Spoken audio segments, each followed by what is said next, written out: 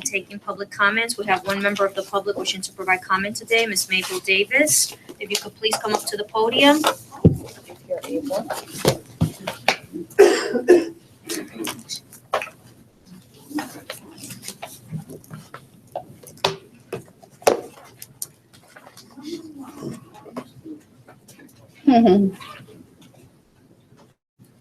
Good morning, all. Good morning. How are you, Miss Davis? I was fine until I hit downstairs. Uh-oh. Oh, my goodness. I went into mental health in 72. Stayed there too long and became mental health and came out with a bipolar after 30 years. So when I get downstairs, certain times I don't like to repeat to you. So I catch my breath and chill. My voice went into a manic. He became rude and told me he didn't understand. And he made me wait. And he told me I could go and don't come back, whatever. That needs to be addressed. Okay, I'm supposed to address the problem, right? The issue, I was trying to apply it to development, but Sandy was a crisis. And I find since I've been in Marcus Garvey, but I was raised in Kingsborough from 12 to adulthood, I put it that way. Contractors don't stick to their contract. The city utilized the lowest bid. And meanwhile, the tenants are suffering. And they're looking for more money from you. The Spirit say, give it up to cut down all that's going on, and it will come back for whatever you need. I'm spiritual now. I see in the Spirit. This is what the Spirit say. I'm living in my development. My manager is very demeaning, very rude. Her and her sister, Miss Lois Kelly. They came to me. There was no consideration. Don't think just because I'm mental health that I can't function. I was taught from the old school, don't beg you for nothing. Don't knock on no doors for nothing. Live within your means and pay your rent. She was very hostile. She caused me to go into my manic behavior. I lost food for a stove and so forth. And I had to put something in my other freezer, and it didn't close right. They gave me hell. Something needs to be done about her. Now I'm going through sinks. Both of my sinks in my kitchen is stopped up. I can't utilize them. I have to periodically come back with a bucket and pour that in the bathroom. That needs to be handled. The contractor also, August, the complaint was in early August. The inspector said I need a new sink. Ain't nothing happening. We in the end of October. Something needs to be done there. I ran for office for the development. Please speak to the mayor. He done been to my church twice, Mabel Davis. He done been, and I spoke to him about some other private visit. Speak to the mayor to settle his difference. My time almost up. Okay. Speak to the mayor and ask him to settle his difference with Catholic Charity so my development can go condo, but the internal system is overloaded with high technology, and if you put the wrong thing in it, it will catch on fire. I did it? You did it. Okay, the rest of it you can handle, please. They rigged me and kept me, Jesse Hilder and Matty Griffin kept me from being president in cahoots with management. Thank you. Thank you. Okay. Did she say where her apartment is, or did you know? Okay, thank you. Madam Chair, that concludes our public comments portion, and we may proceed with the regular calendar. We will start with a motion to adopt the minutes of our regular meeting on Wednesday, September 28th. Motion. Second. All in favor? Aye. Thank you very much. We may proceed with the year's report. Great, good morning, everyone. Good morning. Welcome to fall, for sure, this morning. Want to provide a couple of updates for you since our last meeting. As we do every morning, every month, we sort of remind folks what we're doing as part of Next Generation NYCHA, our objectives to change and the way that we're funded, improve and improve the way we do business, rebuild and reinvest in our portfolio, and engage with residents in a new and different way. So a couple of things that have really, taken flight, and when you are in the midst of a change management process like this, these are initiatives that staff have been working on for now almost 15, 16 months, and we're starting to see the results of that work. So we've talked about NYCHA becoming a digital organization, and here are a couple of examples of what that means. One is the launch of our My NYCHA app, a way in which we are putting information into the hands of customers, allowing folks to schedule work according to their schedules, now available in both English and Spanish. So that is something from a resident-facing perspective that has been incredibly well received. Simultaneously, we are also investing in our staff by really seeking to remove the almost 2 million pieces of paper that staff manage on a daily basis in terms of the number of work orders that we open and close every year.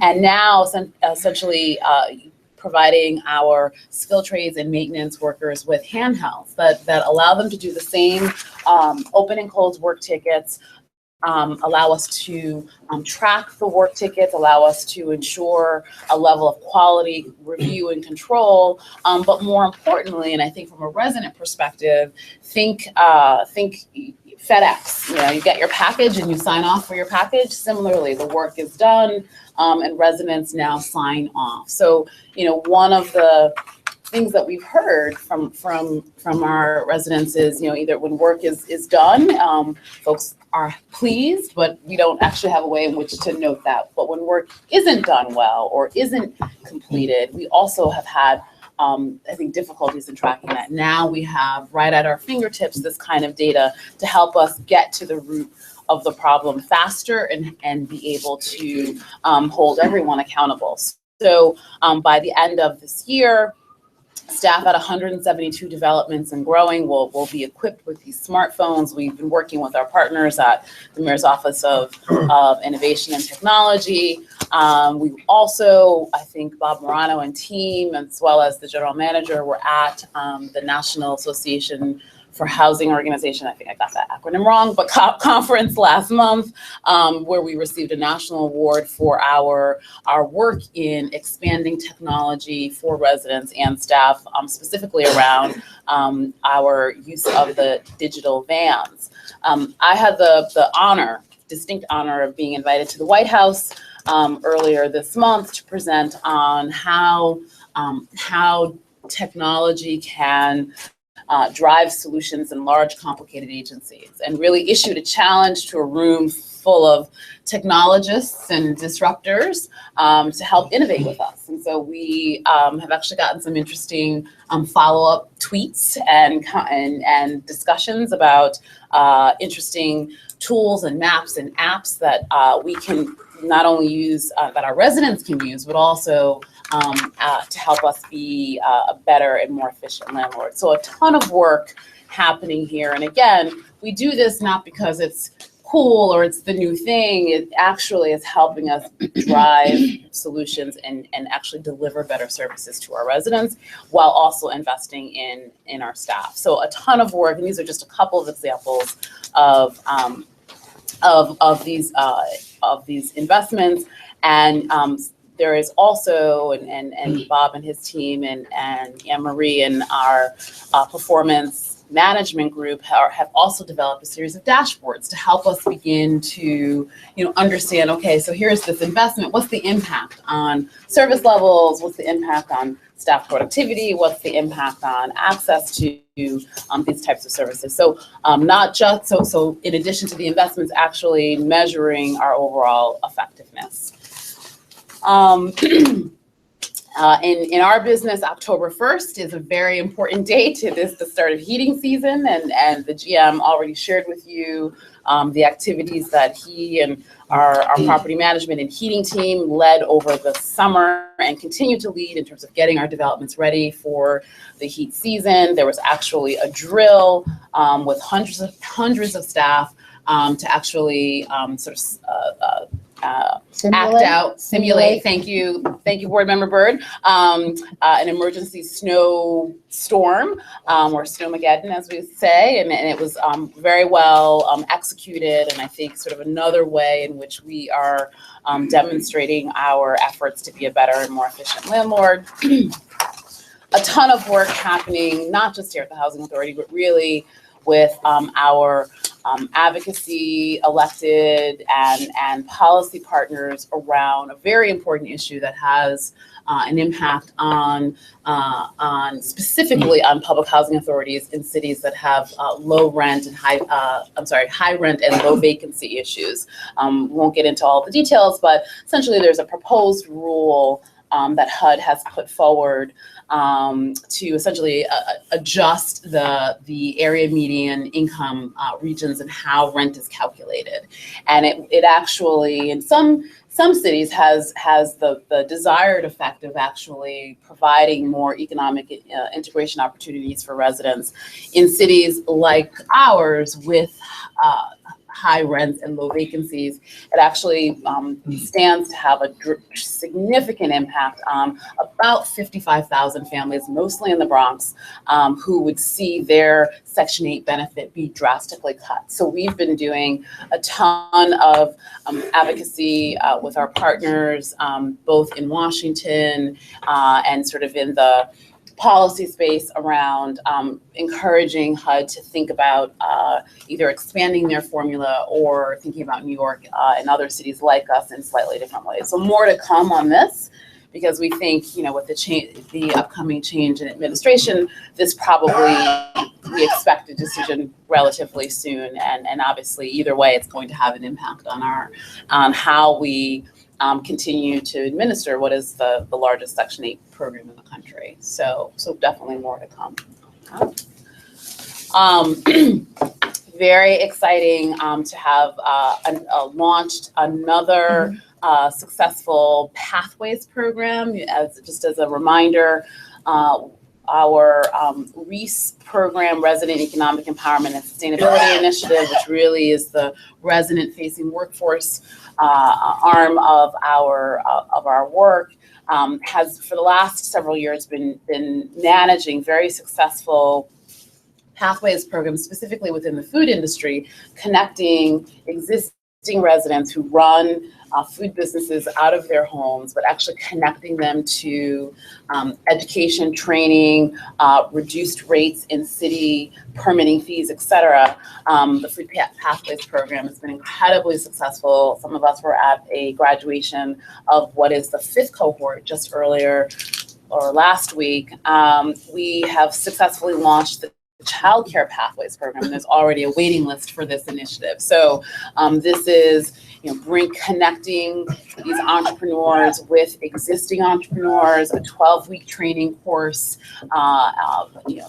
again, sort of discounts on certification, et cetera. And then what I think is one of the most important components is a long-term mentoring opportunity with professionals in the field. So very excited to see another example of us connecting with residents in a new and different way. And that is has just been a really tremendous opportunity for residents. It is fitting that this is Customer Service Week here at the Housing Authority. So we are both acknowledging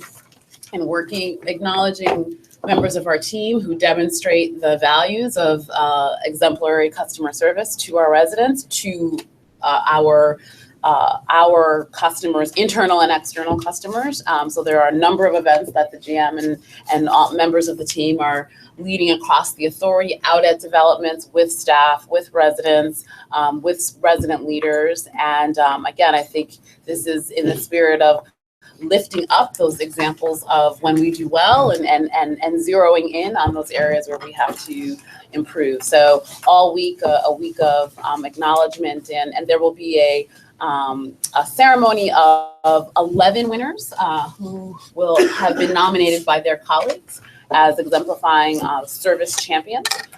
So that will be at the end of this week, I think, and something that is quite the contest here at the authority. So I'm very excited to just give folks a window into some of the employee engagement activities that we have been really reinvesting in as part of Next Generation NYCHA. Any questions? No questions, but comments. I really like the idea of lifting up the employees. You know, we talk about customer satisfaction, and on the other side of it, you have to have employee satisfaction. So if your employees are lifted up, they're going to be motivated to do a better job, and then the customers will get better service. So I really like this part.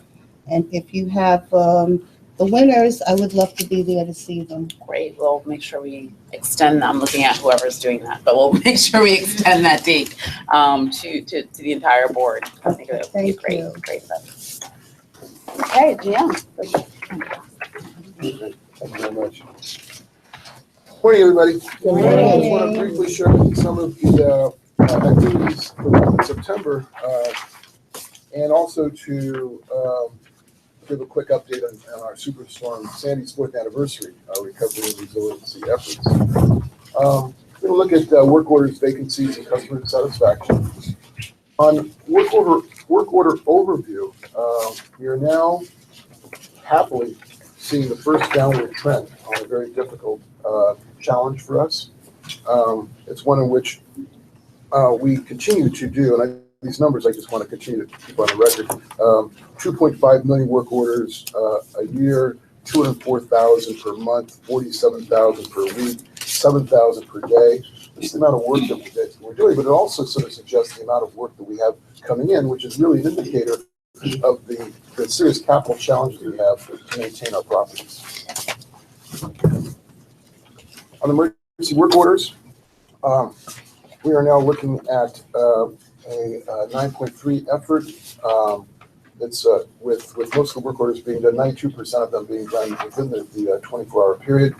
I do want to kind of bring the board's attention, though, to a year ago about this time when there was a spike in emergency work orders. So that's the time of year. It's really driven by heat and hot water. So I think, just to be realistic, this downward trend will probably move upward over the next few months here as we challenge the heat and hot water efforts.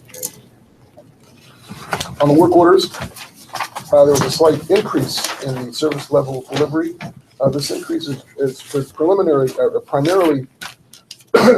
caused by the pre-public housing assessment system work orders that we are intentionally generating in preparation for the HUD assessments that they'll be doing in the fall and in the early winter. And so we're actually creating more work, which is actually causing us a little more time to get to folks. We're still well within our 7-day target, though. So this is also a good hope. For the first time, we're actually showing a trend in moving downward on skilled trades. This is clearly our most challenging task in operations right now, getting a handle on our operations with our planning and our logistics, our supply delivery to our skilled trades, how we get this work done. We're continuing to look at working with the unions, working with working with our own planning and skilled trade workers to see how we can increase productivity. This is clearly still not acceptable, but again, on a good note, it's finally looking like we've stabilized the upward trending on this. Also, on a note, a year ago we closed 72,000 work orders. This year we closed 72,000 work orders compared to last year where we closed 64,000 work orders. So it's an increase of about 12% in terms of the actual work that we're doing. But even though we're doing more work, it's not reflecting the delivery time. On turnarounds, There it shows an increase. This is actually inaccurate. There was some statistics that were improperly put into our system that reflected that this was actually going up. The trend continues to go downward. I don't have it at this moment, but this continues to be a downward trend rather than moving upward. And that and again, year-to-date turnaround for September was at 49.6, a reduction of 5% compared to the 52.2 days of a year ago. I'm sorry, GM, are you saying that number 49.6 should even go, is even lower? It should be lower, correctly. There were 2 apartments that actually had it's like 2,000 days worth of data that were sort of like incorporated in this, and it adversely adjusted the calculations here. And on customer satisfaction, we continue to move at about a 80% satisfaction rate. And clearly, the 20% is the area that we are continuing to focus on. We've actually now enacted a quality assurance and a quality control unit to go back to see the quality of the work that we're doing. I talked to my chief of staff this morning about looking at ways in which we could actually have a clear understanding of the 20%. What are their specific problems, and how can we address those problems? Those systems need to be updated at this point. We don't have the experience, but that's going to be one of the efforts we're going to be moving forward, about a more granular and specific idea about why folks are feeling that we're not doing a good job. I also want to briefly share with you on the 4th anniversary of Sandy, our recovery efforts. Our efforts include working with 33 separate developments in 3 boroughs, impacting 60,000 residents at a estimated construction cost of $3 billion. We started or completed preliminary construction activities at 23 developments. We broke ground on 4 major Sandy recovery projects. We released an additional 8 Sandy recovery projects for bid, and we've renovated over 232 first-floor Sandy damaged apartments. I'm going to quickly kind of walk through the 4 major work areas that we started at Ocean Bay Apartments, Oceanside. This is the scope of work, things like new electrical rooms, backup generators, full roof replacements, restoration of the community center. This was the first work to start in the Rockaways. We also started work at Coney Island sites 4 and 5, which included new boilers, CCTV, roof replacement, community centers. We've also worked in Astoria, started major work there.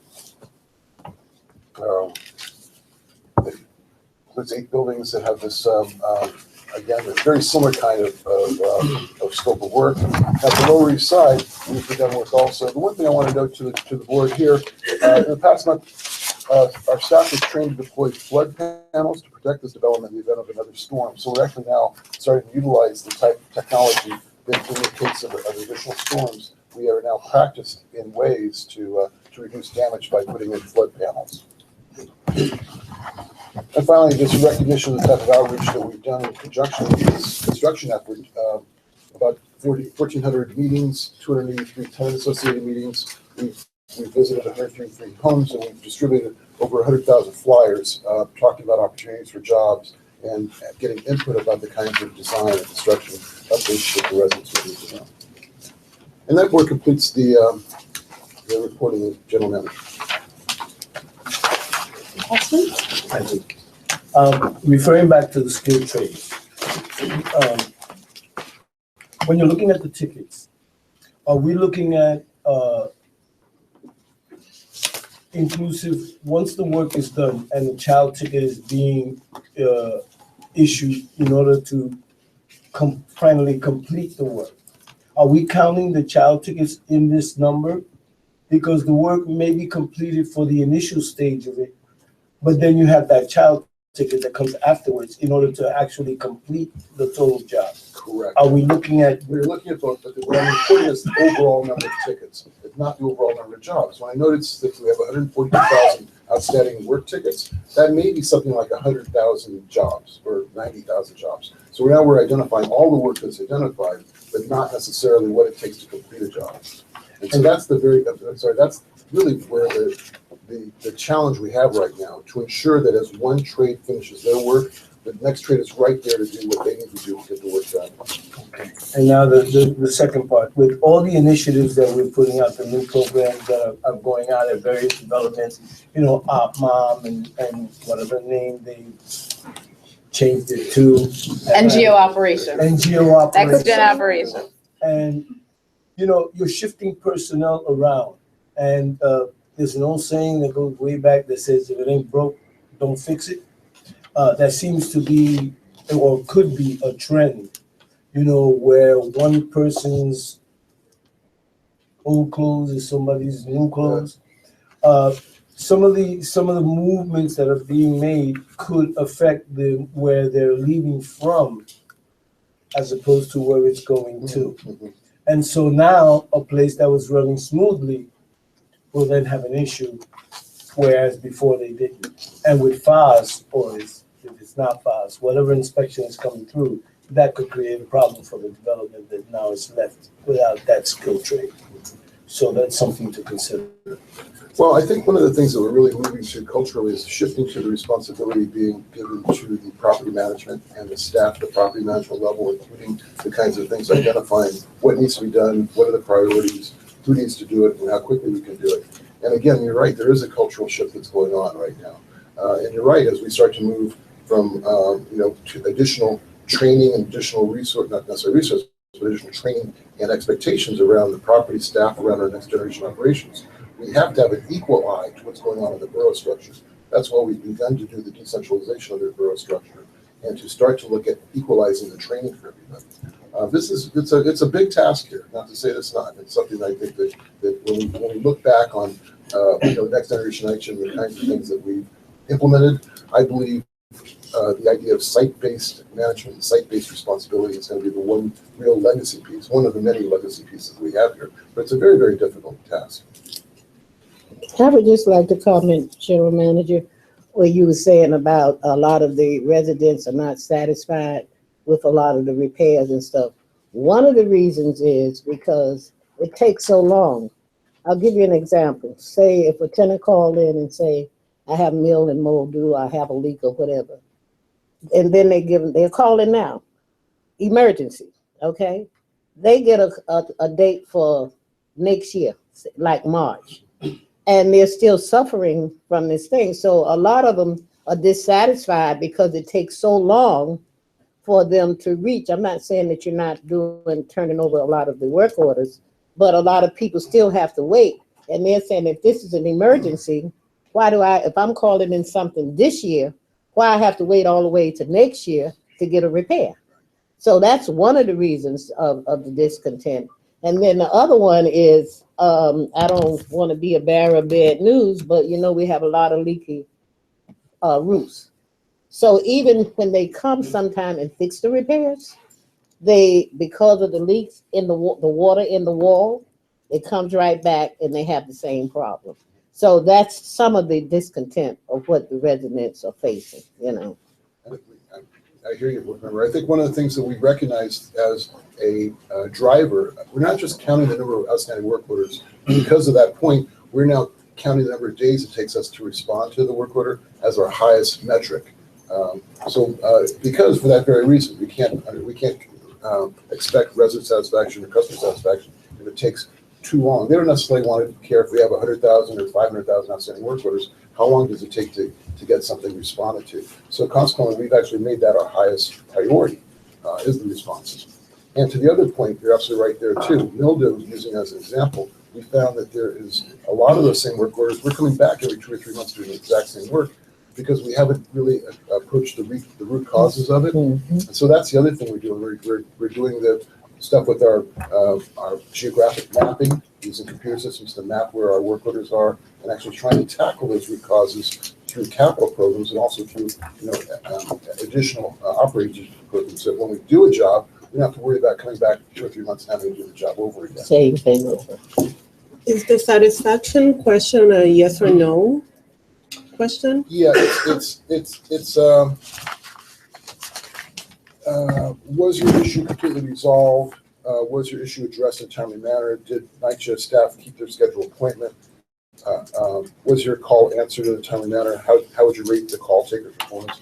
So it's basically yes or no is the answer. But these are the questions that get asked. In those questions all feed into this satisfaction Yeah. index Yeah. measure? And so it's like, and we grade ourselves on fair and above. Okay. And so the 20% is unsatisfactory.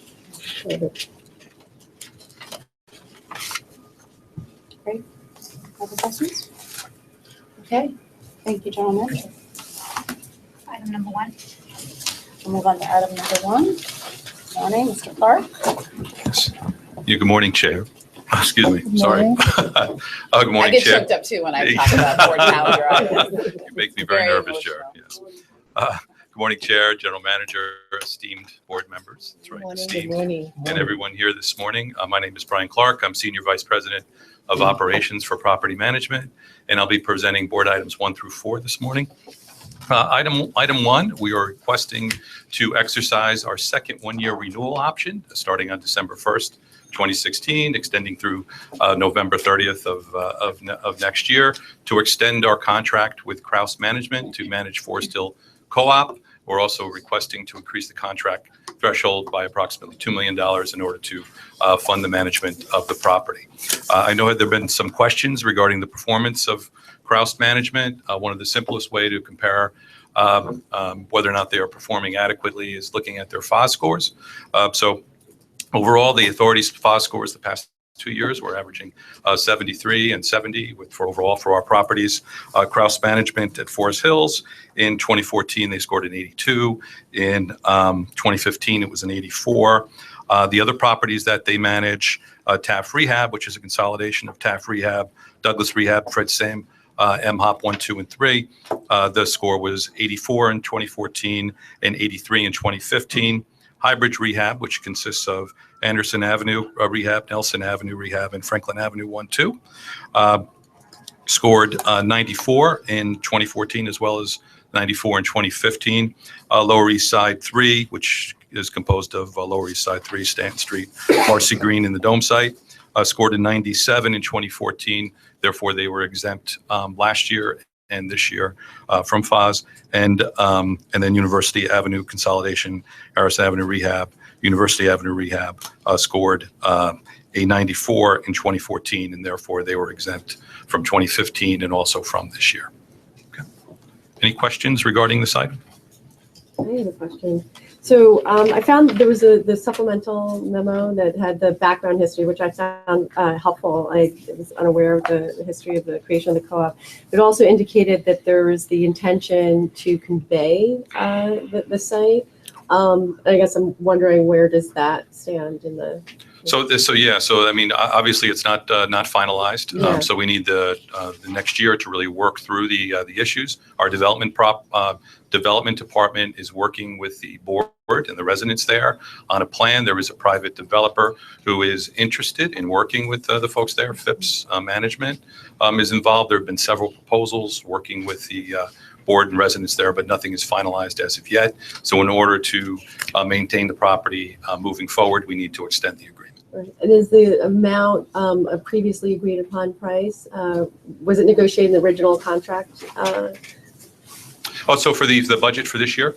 The budget for this management contract with Kraus? Yeah, with Kraus. For the extension, yeah. Yeah, so for the extension, so there is, I think it's a marginal increase about 3%, based on fringe and wage, increases, for the property.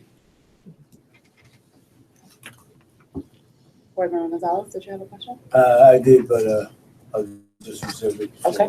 something So else. just officially, authorization is requested to amend the agreement with Kraus Management for private management services authorized by Board Resolution 13-11/20-2, and as subsequently amended for a 2-year term with 2 one-year renewal options to increase the not to exceed amount in order to fund the continued provisions of services for the second one-year renewal option commencing on December 1st, 2016, and continuing through November 30th, 2017. Okay. Item 2. Excuse me. Oh. Go ahead. I do. I didn't know the proper procedures. I just want to make sure. I just wanted to explain that I'm going to abstain on the vote for this particular resolution. And I had my reasons. Okay. Okay. Thank you, Board Member Thank you. Gonzalez. Thank you, Board Member. So item two you should recognize is actually on the board last month. This is for the purchase of 12 bucket trucks that we use with our electrical service teams in order to fix exterior lights, also address canopies, and get to things that are elevated on our building facades. The concern during the last board meeting was we had done a cost-benefit analysis on the different options versus purchasing, renting, leasing. So we did look at the various options, reviewed it with our finance department, and we based it on a 10-year useful life for the equipment. And it is, in the Housing Authority's best interest to purchase these rather than exercise the other options. It should be noted that several of these trucks are going to be replacing trucks that are actually, one is actually 30 years old, another one's 20 years old. So we do get a lot of use out of the equipment and have been able to extend the useful life. Okay. So if there's no questions, authorization is requested to enter into an agreement with Gabriella Truck Sales for 12 utility trucks with aerial lift commencing on October 31st, 2016 and continuing through December 30th, 2016 pursuant to the terms and conditions of the New York City Department of Citywide Administrative Services Contract RC 2016-1200496. Thank you. Okay. So item three, we are requesting authorization to execute a contract with IESI Carting Services. What this contract does is IESI will provide us with the use of a 30-yard open container and transport services for the 30-yard open container for transporting bulk debris. This is typically items that are left as part of the vacancy prep that are left behind from previous tenants. So this is very often, furniture and various items along those lines. We can't put construction debris in these containers. The carting company will then, as needed, respond and cart the material to a transfer station that's managed by the Department of Sanitation. The Department of Sanitation, the city covers the disposal costs through what we call the use of a voucher ticket called a dump ticket. And normal garbage is picked up by DSNY? Is it, Yes, or yeah. So it's just not bulk? Yeah, this isn't considered household producible waste. So this is, we term it, bulk waste, but typically it's furniture, it's large, bulk items that are that the sanitation will dispose of for us, but we have to bear the costs of having a firm transported to the transfer station. And we also have just an additional demand, right? So whether it be, not on me, having the waste there on days where DSNY is not there as well, right? Yeah. So it is, we, very highly concentrated, populated properties. We generate, we generate a whole lot of, bulk and day-to-day garbage. Which is handled through private carting? Yeah. The day-to-day household waste, that's sanitation. Okay. So sanitation will pick that up. Most of our sites have exterior roll-away compactors. So when they're full, sanitation will come and cart those and take them to the landfills. And then we also have several locations that are bag pickup. So it'll be curbside pickup using rear loader service. That's all provided by sanitation. Since it's not on a day-to-day basis, I'm assuming that that's the reason for the one Section 3 hire, correct? To speak to the Section 3 hire, I would ask someone from Reese to speak to that, or for procurement regarding the hiring plan. If there's any questions.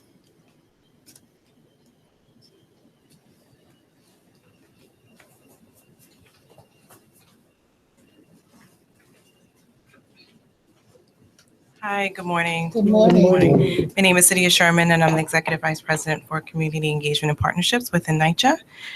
So in regards to item number 3, the way that we project the Section 3 hires are that the contractor would provide a hiring plan to NYCHA as part of its bid and proposal. The contractor would account for its permanent staff and then project the amount of new hires that they would need. That would be Section 3 hires. So they would project an aggregate of 30% of their total new hires. So it's not based on how much work, it's based on the contract regulations? It's based on their permanent workforce versus the amount of new hires they project. So it's a projection. The contract would be monitored for the full duration So if new hires come on above and beyond what they project, NYCHA would adjust the projection throughout the life of the contract. Okay. Questions? Thanks, City. Thank you so much. Okay. Can I just note also that she's promoted new EVP of Community Engagement and Programs, has been with us for about 6 years. Congratulations. We are very excited to watch in her leadership continue to flourish here at the Housing Authority. So thank you, Sadia. Okay. If there's no more questions, then I'll just, authorization is requested to award this requirement contract to the lowest responsive and responsible bidder, ISI NY Corporation. The first lowest bidder, Five Star Karting, was deemed non-responsible for failure to submit the required form of proposal document. This requirement contract also provides for a one-year renewal option to be exercised at the authority's sole discretion. Good. Okay. All right. So item 4. We are requesting authorization to enter into a contract with Progressive Hardware Company Incorporated to provide us with door viewers. These are the peepholes that we install in our doors. We would purchase these as needed. Typically, staff would go through into our high procurement system, order the equipment, and then it would be drop shipped to the development for use. Any questions? Okay. Authorization is requested to award this requirement contract to the sole responsive and responsible bidder, Progressive Hardware Company, Inc. This requirement contract also provides for a one-year renewal option to be exercised at the authority's sole discretion. So I was struck by the one responsive bidder. It's a limited market, huh? Yeah, I don't know if there is anybody from procurement. Yep, David.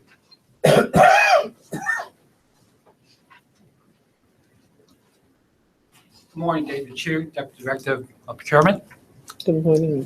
And the question was, I'm sorry. Oh, no, it was a comment, really. I was struck, there was only one responsive, there was only one bidder out of 29, I think, distributed, yeah. Right, 29 were distributed, we only had one bid come back.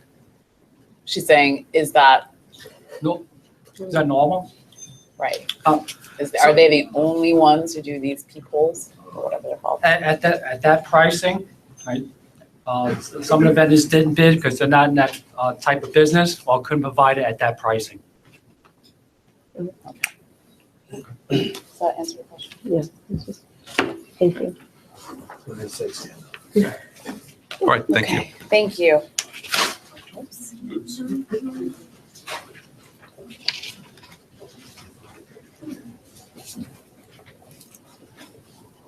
Good morning, everyone. Good morning. Louis Ponce, Senior Vice President of Operations for Support Services. I'll be doing items 5, 6, and 7. These are all related items. I'll present them all at once.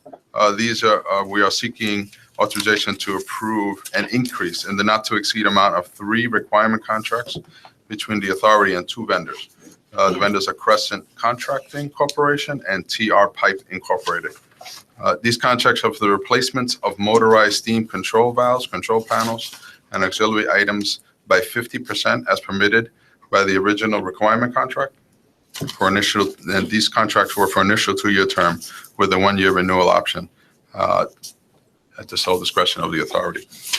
What these control valves are, these are the valves that although we have a centralized boiler plant in the campuses of our developments, typically there is a control valve in each building that controls the steam that goes into the building to provide hot water. When these valves go out of adjustment or they're broken, typically our electricians will go in and try to repair them. If we can't be repaired, then we'll use this service contract to actually come in and replace it.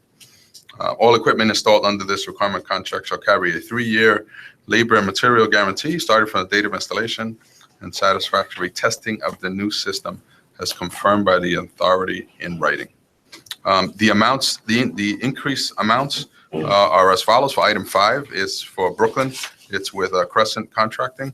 It's $498,700. Item number 6 is with TR Pipe, and that covers Bronx developments. That increased amount is $461,000. And for item number 7, which is Crescent Corporation for Manhattan Developments, is $498,700. Is there a reason for the Bronx price differential? It was, I have to check to see why they were the lowest bid, but they also have different quantities within these contracts. Okay. So I would have the check. So that is the total amount of the contract was actually 922,000. It might have been the amount that we estimated. So the reason we're asking for an increase in these contracts is because we found additional funding this year to do these. There is another way to get these systems to work, but it's very manual. You would have to have a staff member open and control the bypass valves.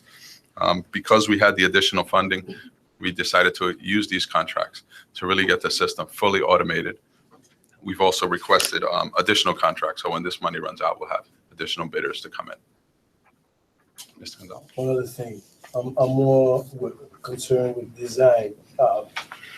At various developments, these control valves, I know that in some developments, they also have them in their individual apartments. In others, they don't. Is that the case? These valves are the ones that are in the basement that allow, these are larger control valves that will allow steam to enter into the entire building. You're talking about. I think it might be a WAM, so wide area. We have almost like a thermostatic device in some of the new, that's a lot being done by Bomi Jung from the capital projects to save energy. Because right now our system reads the outside temperature, and that's how it adjusts these zone valves, as opposed to a regular home where you would read the inside temperature and you would know when that heat is satisfied to go in. It's much more efficient, much more effective. So we're incorporating those. Maybe that's what you're referring to. So those won't be in Castle Hill. They put in every apartment. Going forward, we're putting them in various areas of the building. So we don't have to go into every apartment, but it's much more efficient and effective. So those valves will now control these zone valves. So when the apartment is warm enough, it will close the zone valve regardless of what the outside temperature is. Okay, then maybe I phrased the question incorrectly. So you're in a building, 10 stories, just an arbitrary number. And it's the same heating line, okay? Just to make it even simpler. So apartment 1A is hot, apartment 2B is not, apartment 3C is not. The other one is, the one on top is extremely hot. And they seem to be able to control it so that now everyone is comfortable. That's not possible. That's possible. This will be controlling the steam coming into the building, and then the distribution into the various apartments is other different. It could be the radiator valve, it could be the element within that radiator. It could be there's also what they call an orifice schedule, so that you will allow less steam into the lower part of the building and more steam into the upper, so that it loses it as it goes up the building, so that you would get that. So that's a little different than this. Okay. Thank you. Did I understand you correctly? Originally you said that this is to replace them in case the electrician can't fix them. But I thought then you said that the plan is to replace all these because they're much better. I just want to clarify.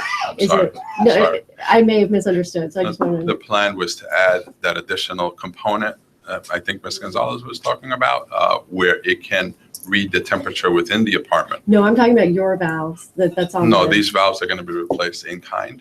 And this is needed just to allow. So we are planning on replacing them. It's not just if they break. I guess I'm just wondering what the strategy is. Are we going to wait until they break and the electrician can't fix them? Or is this the part of a plan to replace all these valves because these are way better and more effective? It's the same valve. This is a requirement contract just to maintain what's there now. So if we do a capital upgrade of the steam distribution, then we will get all new valves. But this is just for maintaining what we have now. Sorry. No, it's okay. So I'm not clear. So in case they break. Right now, we have 2,550 buildings in the authority. We have about 150 that are going to be replaced under this contract.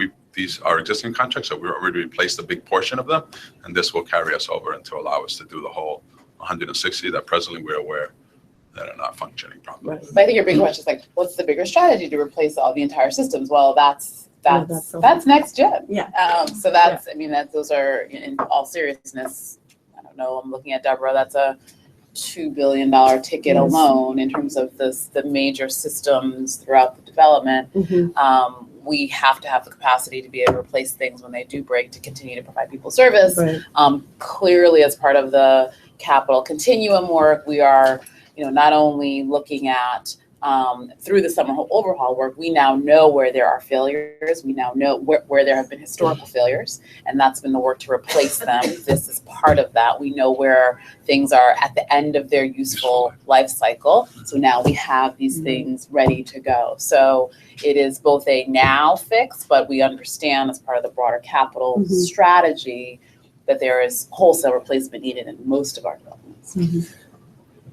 So with the motorization of the valves, you said, if I heard you correctly, that there is additional funding, and so it's Housing Authority. We identified some additional funding to get these done before the end of the year, and that's why we need to increase the contract capacity as a vehicle just to get that work done. okay. Okay. All right. Thank you.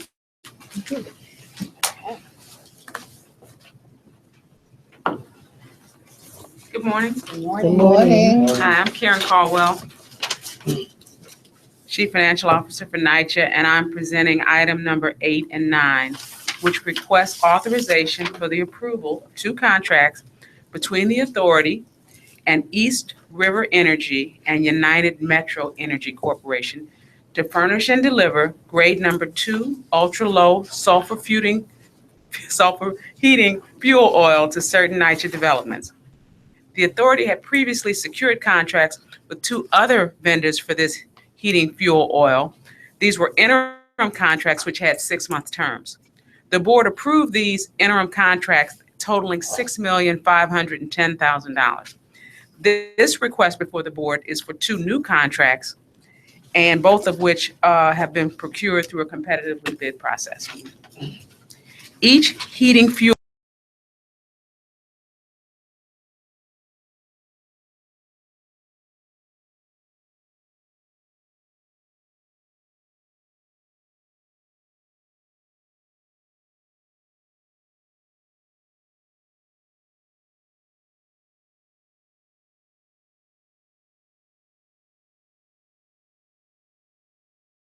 pricing for our developments.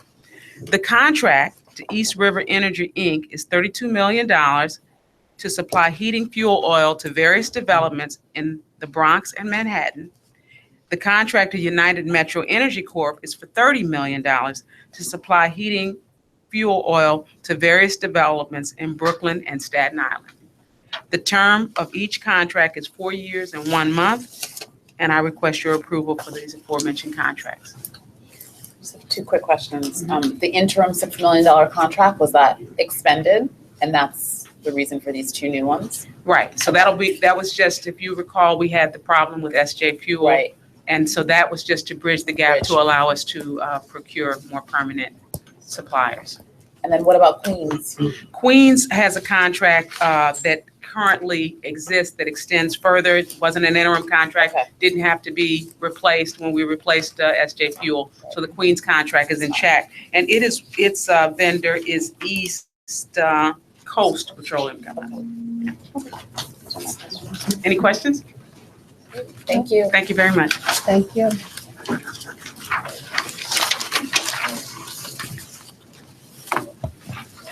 Good morning. I'm Deborah Goddard, Executive Vice President for Capital Projects. I'm presenting item number 10, which is a vote to award a contract for the reconstruction post-Sandy of Coney Island houses.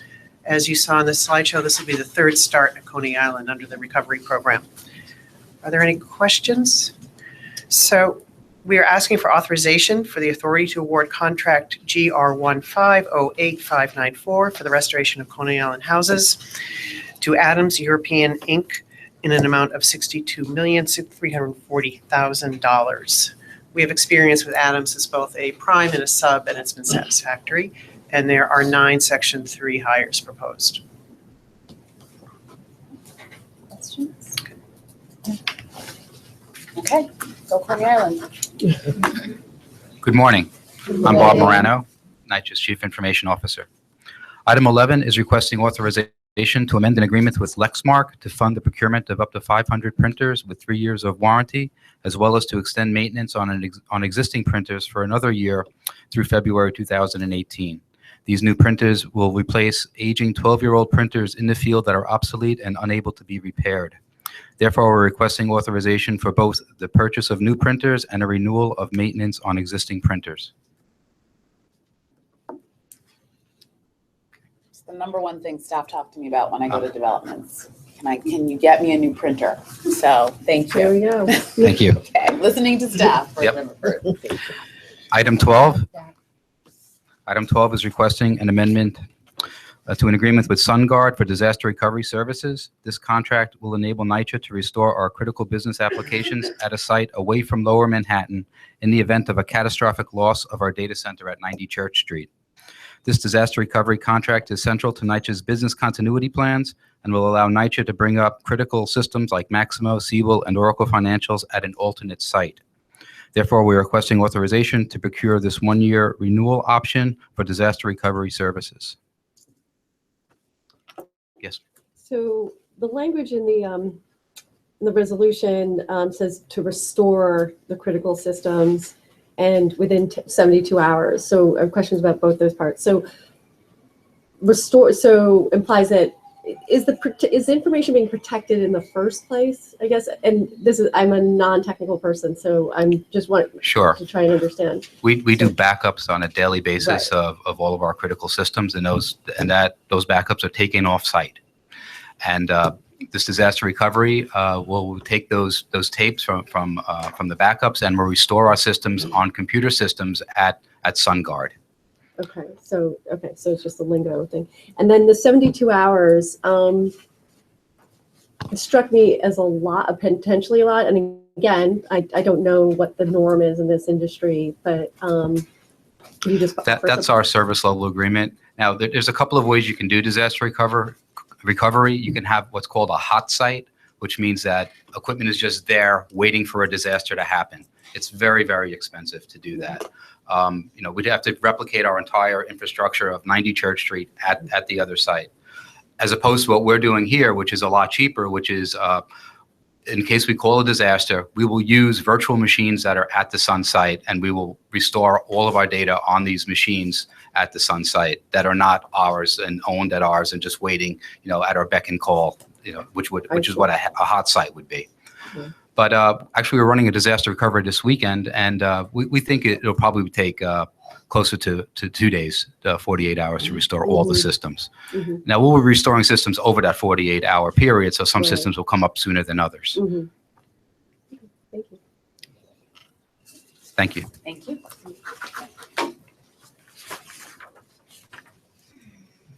Hello again. How are you? Item 13 is the award of a requirements contract for plumbing in Queens. This is to give us more capacity, particularly with the winter weather coming and our concern that we keep all our plants moving. So we are requesting the authorization to award a requirement contract for gas piping replacement at various developments in the Bronx and Queens to the lowest responsive and responsible bidder, DDS Mechanical Plumbing and Heating Corporation, in an amount not to exceed $13,590,271.60.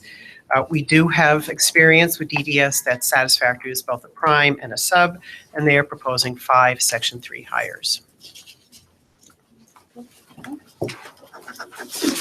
I'm also going to be speaking to items 14 and 15, which are similar in nature. These two votes speak to providing interim agreements connected with our Next Gen Sustainability Program. I think you've seen some of this before. We've received a waiver from HUD to start work ahead of the full energy services agreement being approved. We are doing this primarily to meet Con Ed's timelines, and they are providing subsidies for some of the lighting and AC pilot work we're doing. So with respect to item 14, we are requesting authorization for the authority to enter into an interim agreement with Amoresco, Inc. to implement energy-efficient lighting upgrades at Brook Ellen houses for a not-to-exceed amount of $1,877,685. Likewise, item 15, we are requesting authorization to enter into an interim agreement with Constellation New Energy, Inc. to implement energy-efficient lighting upgrades at 25 NYCHA developments for a not to exceed amount of $27 million for the installation of energy efficient lighting within the apartments and public spaces of these 25 developments. The developments are listed in your information.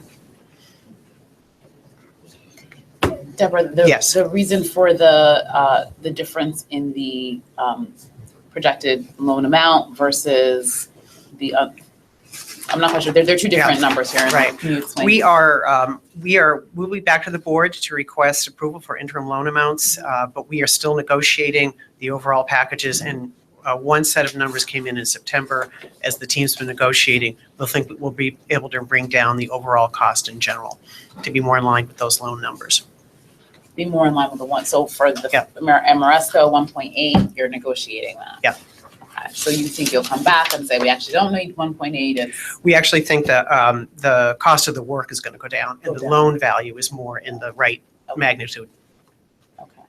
But we will be back in December on for the loans. And this is just, so then why, you need it now, just so that we can have the. We're going to enter into the interim agreements to start that they can start the work, right? But not actually expend the dollars. Right. Okay. So you'll come back, sorry, I just want to understand. Yes. Come back. Yes, There was just an agreement. There was a glitch with HUD. They've approved us using our own non-federal funds to start these jobs in the past, and at the very last minute, we got word that we didn't get formal word, we've gotten an informal word that they're not going to allow it. So we're working on another proposal, and we'll be back with the loan to address that issue. I understand. Okay? Yeah. Thank you. Thank you. Good morning. Brian Clark again, Senior Vice President of Operations for Property Management. I'm excited about the next item. It's apropos that it's Customer Service Week, and we're introducing some technology we think that's going to enhance the overall customer experience for our residents. So this item is regarding installing kiosks, self-service kiosks in our management office lobbies, and we'd like to do a quick presentation, very brief presentation on this, and we'd like Sylvia Audi, our Senior Deputy Director within our Management Services Department, who's been overseeing this project, to provide you with a quick overview. Good morning, everyone. Good morning. So I just want to give everyone a quick overview on the kiosks.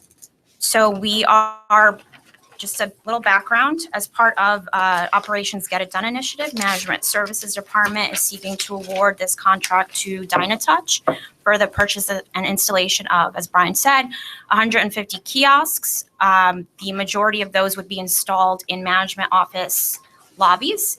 The remainder would be installed at the CCC walk-in centers in Brooklyn and Bronx. So the purpose of these kiosks is to provide NYCHA residents, applicants, and Section 8 voucher holders access to our self-service applications, and those include, annual recertifications, applying for transfers, Apply NYCHA, My NYCHA, and making payments through eRent. The vendor, a little bit about the actual vendor, DynaTouch. They are a developer and integrator of self-service solutions that utilize touchscreen technology in a public environment. DynaTouch is focused on government kiosks since 1988.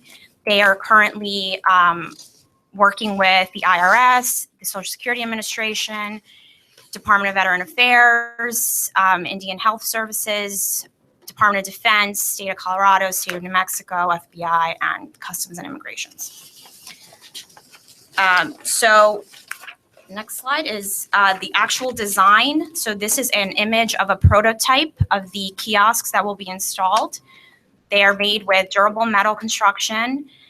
They have a 19-inch monitor. They'll be running on Windows 10. They have thermal printers, which are more have a longer life than a regular laser printer, and will require less hands-on with our staff also. So they'll be replacing paper less often. We have speaker system. We will also have a phone available on the kiosk that will directly reach the customer contact center in case people have questions about the applications that they're using. They're ADA compliant. They will have Braille instructions on them. There are privacy filters on these screens, and they'll be using software that make the interaction with the kiosk more customer friendly for those that are not as computer savvy. So the project timeline is an aggressive one, and the vendor has committed to this timeline. So all 150 kiosks will be installed at the management offices and walk-in centers by December 31st of this year. The transition to support and rollout will happen during January. During the next couple of weeks, we'll be working with the vendor to design the interface to, NYCHA's requests. Does anybody have any questions? When the kiosks go into effect, will the residents have access from the other developments where this particular kiosk is going to be? In other words, will there be anywhere on the website or anywhere where they can look and say, okay, this is the one closest to me? It's a great idea. We should do it. Yeah. So we can Yes. definitely update maps to reflect where there's a kiosk, but our plan is to have one at each management office so that they definitely know that there's one at a management office. A whole lot of management on And all the No. time. It is a lot. So I know you mentioned that this is ADA friendly, but I look at this and I think somebody with a wheelchair might have a hard time. It's hard to tell with the scale, Yeah. but reach a keyboard, be able to see the screen. I guess so. That's a comment/question. I guess how is it? Maybe the question is how is it? So the ADA compliance comes into, there's measurements that, the wheelchairs don't come forward, they are rolled up against and they would reach over the side. I'm not an expert in that field, but my understanding is that they're measured to a certain height and the screens are tilted in a certain way so that folks that are in wheelchairs can use the machines. I see. Okay. And then, and what sort of staff training is part of the plan? So I think that, when you go to the airport and you check in the kiosk, there's always that person to help you because inevitably something's going wrong, you're getting frustrated and you don't want to bring this machine. Yes, that is very true. So we will be doing staff training in December prior to, having the kiosks live in each management office. So we'll make sure that our staff are fully trained to support residents that have any issues. In terms of technical support, that'll be covered by the vendor. So any issues, the device isn't working the way it's supposed to work, that will be covered by the vendor directly. Have you had conversations about policies, procedures, not only training for how to use it, but who will be there and what are the commitments as to helping people once the kiosk is delivered? What happens? So in terms of interaction with our staff? Yes. So we're expecting to train all management office staff, so anyone can help the resident when there's an issue. In terms of the use of the kiosk, it'll only be used for NYCHA related transactions. So if they have a question on how do I enter a work order, that's something that our staff can help with. Right, that's on the technical side, but I mean, who is tasked as the point person to assist someone? Who's charged with that? But we haven't identified a single point of contact at every location, but that's something that we'll take into account to make sure that our residents have a single person that is dedicated to support them when they're using the kiosk. I think your point, which I think is a good one, which is great to train, but at the end of the day, whose job, right? And we are an organization that lives and dies by its procedures, right? So how are our policies and procedures written, enhanced, augmented to reflect this new tool, which is what it is. So I'm sure we've already started a charter to create a new policy and procedure around this, and as part of the training, it is made clear that whether it's a housing assistant or it's the secretary or someone has to be the ultimate, because people get really busy and there are times in our management offices when it's a crush, versus when it's, relatively quiet. So I think we absolutely need to spell that out, and it's a very good call. Yeah. And communication plan to support that. Yes. Absolutely. Yeah. I would just like to comment, that's good, because you have a lot of seniors like myself that are not that technology savvy. So I'm quite sure they're going to be needing, don't look at me like that, Brian, but I'm sure that a lot of them are going to be needing assistance, so it's very good that the manager will appoint someone to help them out, because it has come up in a lot of meetings already about the digital things, and a lot of the seniors don't know how to actually, use the computers or what, the kiosks or whatever. So that'll be very good that someone will be there to assist them. And just clarification on the sort of range of services that this kiosk will provide. So in the presentation, it really emphasizes the applications and recertification, but you also mentioned work orders. Is there anything that won't be included, or how comprehensive will this kiosk So it will provide access, direct access to any of our web-based applications. So, My NYCHA is available on a website. It will provide direct link to that, but they can't browse the internet. So it'll be, let's say there'll be 6 buttons on the screen. I want to do my annual recertification. I press that button. It'll bring me to the self-service portal where I can do that.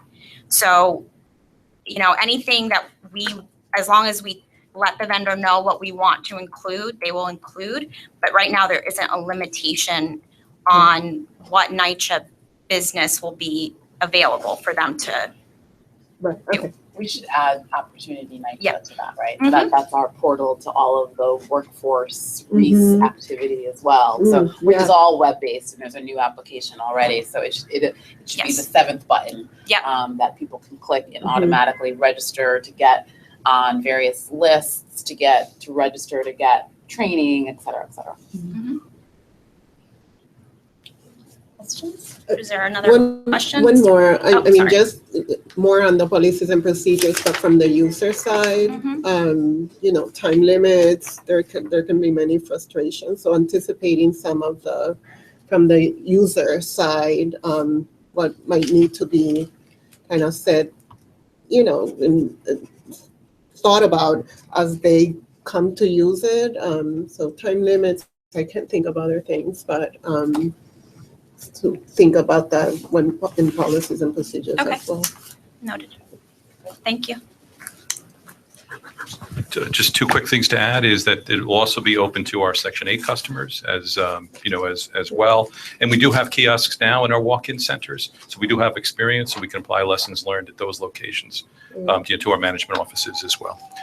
So if there's no more questions, authorization is requested to enter an agreement with DynaTouch Corporation for the purpose, installation, and maintenance of 150 self-service kiosks commencing on November 1st, 2016, and continuing through December 31st, 2016, or commencing on such other dates as may be determined by the general manager or the senior vice president of operations, and continuing 2 months thereafter pursuant to the terms and conditions of the United States Office of the General Service Administration contract number GS 35S 306CA. Okay, thank you.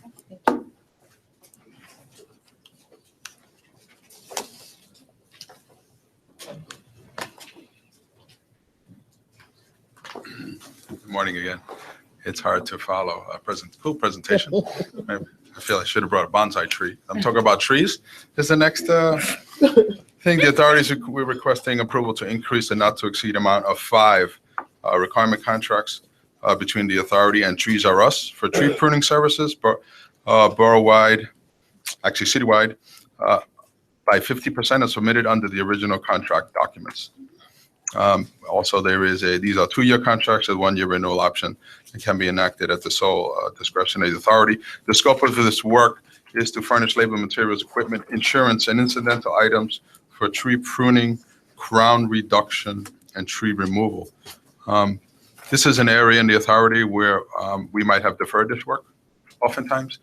This leads to, safer places for our employees, for our staff, for their guests. It also allows for the health of the tree to get better as you prune it back. It also, it will increase our FAS scores. Actually, if a tree is touching a building, we lose points for that in our FAS score. And overall, just the appearance of the development. It also allows us to make avenues for the lighting to also get to the ground and to be safer for our residents. So the cumulative amount of the 5 contract increase is $838,587.82. We've worked with Trees R Us for the past 5 years. They've done about $9.5 million in this work in the last 5 years. Yeah. And you have a question. Who determines the need for pruning? So it's on the development level. There's a supervisor of grounds who are trained in all kind of landscaping. This work, we also have a technical resource advisor who works for my department for support services. So what we have done is, in this instance, because it's citywide, we've asked for input from all of the boroughs, and then we also have gone out and sent our staff to see. So we've kind of determined that we need to do this. This is work that we can do before the end of this year. The other urgency is that if it's snowing or if it's windy, they can't get up there to do this type of work. So that's why we're looking to increase this amount to get this work done. Right. Before. Okay. So the contractor is only deployed once. Internally, it's determined that there is a need, and The contractor doesn't determine the need. The contractor may go and notice something, and then we'll review it before he's authorized to do that work when he's there or she's there. Okay. And the last item number 18, we're seeking authorization to approve change order number 2 for a requirement contract between the authority and Durante Rentals LLC to provide rental demobilization and service of portable light towers of 400 portable light towers at 40 developments throughout the city. This was previously approved by board resolution earlier this year. Last board, I came here and asked for a 1-month extension. This contract is funded by the Mayor's Office of Criminal Justice. This was for a study through Crime Lab, a not-for-profit organization, to facilitate a randomized control trial to assess the impact of portable lighting in authority developments on crime levels. The data for the assessment has already been completed.